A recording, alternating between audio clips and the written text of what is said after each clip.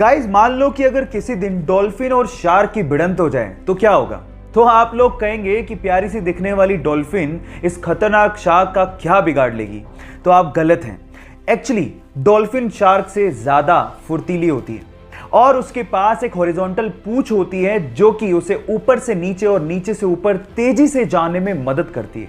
और इसी वजह से डॉल्फिन अपने मजबूत मुंह से नीचे से ऊपर जाते हुए शार्क के नाजुक पेट पे हमला कर देती है। और यही वजह है जिसकी वजह से शार्क डॉल्फिन से डरती है। गाइस जो दिखता है वो होता नहीं है। क्या आपको इसके पहले तक इफेक्ट पता था? और अगर नहीं पता था तो चैट सेक्शन में लिखना मत भूलिएगा। गाइस एक खुशखबरी है, कोरोना की पहली दवा आ गई है। जी हां, आप ठीक सुन रहे हैं। भारत सरकार ने फैबीफ्लू नामक एक दवा को कोरोना के खिलाफ इलाज के लिए आधिकारिक मंजूरी दे दी है।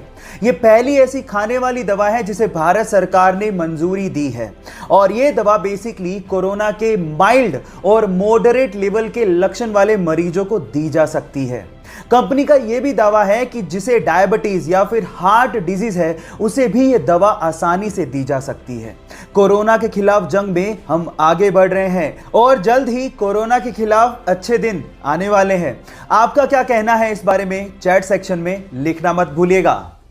गाइज आप लोगों ने बहुत सारी मूवीज में समुद्री डाकुओं को अपनी एक आंख पे काली पट्टी बांधे देखा होगा और हम ज्यादातर लोग यही सोचते हैं कि उनकी आंख फूटी हुई होगी, शायद इस वजह से उन्होंने काली पट्टी बांध रखी होगी, है ना।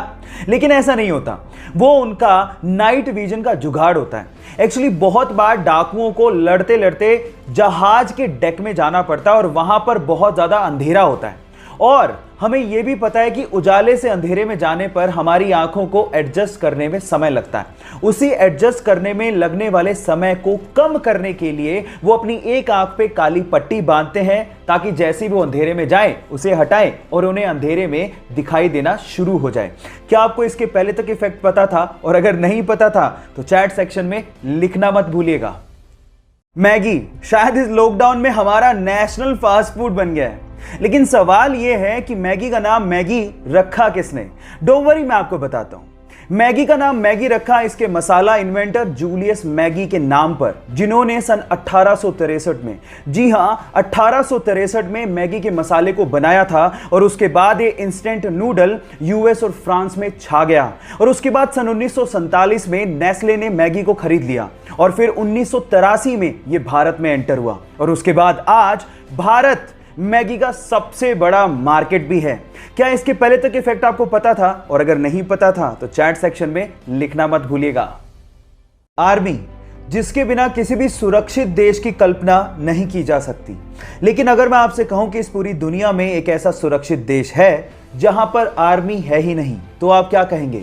जी हां गाइस, उस देश का नाम है ग्रेनेडा, जिन्होंने अपना पैसा आर्मी बेसिस बनाने की बजाय बीचेस पे लगाया, एयरक्राफ्ट करियर बनाने की बजाय क्रूज और बोट्स पे लगाया।